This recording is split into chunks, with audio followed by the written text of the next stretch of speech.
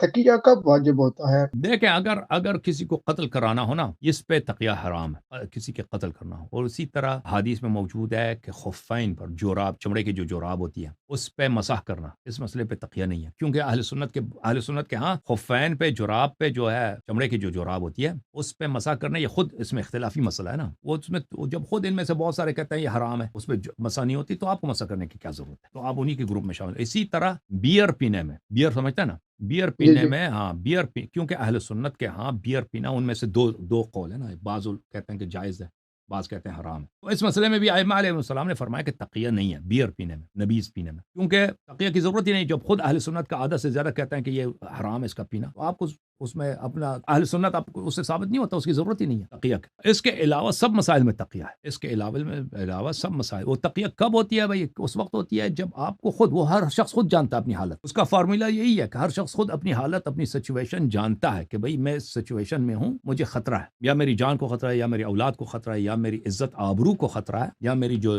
یہاں پہ رہنے کا جو جاب ہے، میری درآمد ہے، وہ خطرے میں پڑ جائے گا، تو اس وقت تقیہ جو ہے ضروری ہوتا ہے، یہ واجب ہوتا ہے تقیہ رکھنا۔ تقیہ رکھنا، اس کو ترک کرنا حرام ہے۔ تقیہ رکھنا جب آپ کو پتہ ہے، آپ کو بہت حد تک احتمال دیتے ہیں کہ بھئی اگر میں یہاں پہ اپنے تشیع کا اظہار کروں، یا فلان قول بولوں، یا ہاتھ کھول کے نماز پڑھوں، تو یہاں پہ میری پٹائی ہوگی، میری بے عزتی ہوگی، لوگ میرے منہ پہ تھوکیں گے، یا لوگ میرے بیٹے کو بعد میں ماریں گے، ٹھیک ہے نا، یا مجھے کل میں جاب پہ چلاؤں گا، وہاں پہ جاب میں رہنا میری بے عزتی ہوگی، میری بہت مشکلات پیش آئیں گے، تو وہاں پہ آپ کے تقیہ کرنا واجب ہے، تقیہ کرنا واجب ہے، یہ اس طرح ہے۔ اور تقیہ کرنا کب نہیں کر سکتے، میں نے بتا دیا آپ کو، اور بلا وجہ بھی تقیہ کرنا یہ درست نہیں ہے، بالخصوص اگر اس میں اہل بیت علیہ السلام کے حق ضائع ہوتے ہیں، یا لوگ